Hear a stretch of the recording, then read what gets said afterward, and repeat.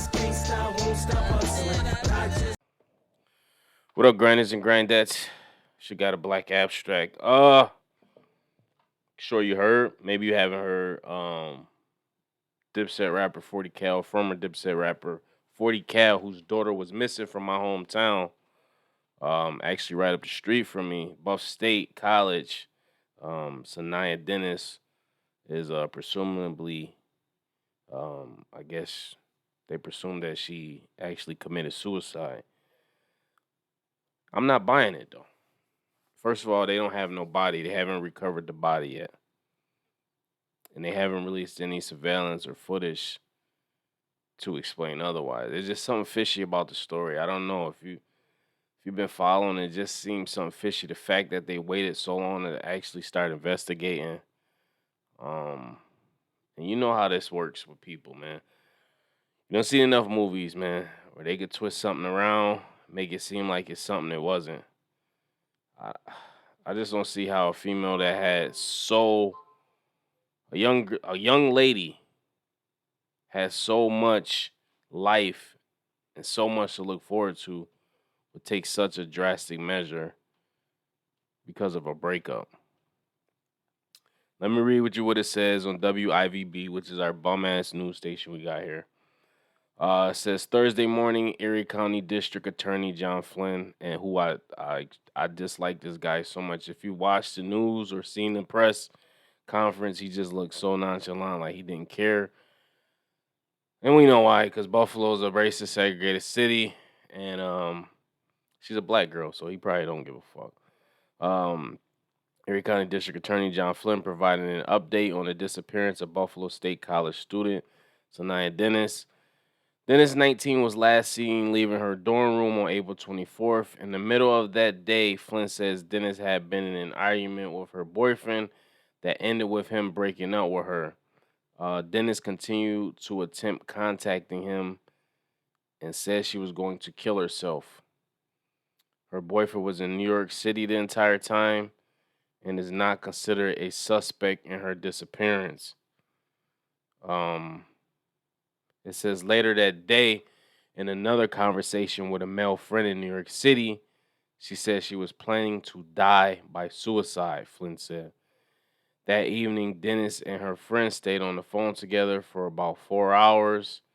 In that conversation, she said she was reconsidering what she said about suicide and was feeling better than she was earlier. About an hour after the phone conversation ended, Dennis threw personal items into a garbage can. Flynn did not say what those items were, but they said they will make someone believe she wasn't planning to return to her dorm. This was around 11 p.m. Shortly after throwing those personal items away, her bus car was swiped at a nearby bus. On the first bus, Flynn said Dennis was alone, but she eventually got into another bus and got off at a stop near the Niagara Falls Visitor Center. Around midnight, Dennis texts her mother telling her she loves her and that she'll call her the next day. She also texts her friends saying she wouldn't see him this summer. The last time Dennis was seen on video was around 12:17 a.m.